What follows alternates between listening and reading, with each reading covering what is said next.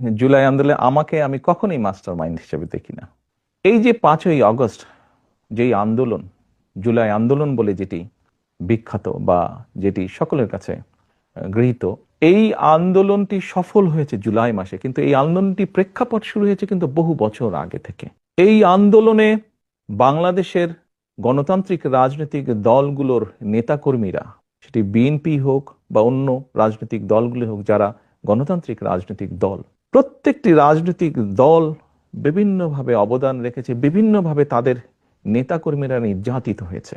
আমরা দেখেছি সেদিন মাদ্রাসার ছাত্ররা তারা ছিলেন এই আন্দোলনের মাঠে। আমরা দেখেছি গৃহিণীরা পর্যন্ত রাস্তায় নেমে এসেছেন সন্তানের পেছনে। আমরা দেখেছি কৃষক, শ্রমিক, সিএনজি চালক, ছোট দোকান কর্মচারী বা দোকান মালিক থেকে আরম্ভ করে গার্মেন্টস কর্মী থেকে আরম্ভ করে তারা নেমে এসেছিলেন। আমরা দেখেছিলাম সামরিক বাহিনীর অবসরপ্রাপ্ত কর্মকর্তা কর্মচারীরা নেমে এসেছিলেন এই আন্দোলনে। এমন অনেক সাংবাদিক যারা স্বৈরাচারের অত্যাচারে নির্যাতিত হয়ে দেশ থেকে বাইরে চলে যেতে বাধ্য হয়েছিলেন, তারা সম্পৃক্ত হয়েছিলেন এই আন্দোলনে। কাজেই কারো ভূমিকাকে আমরা ছোট করে দেখতে চাই না, খাটো করে দেখতে চাই না।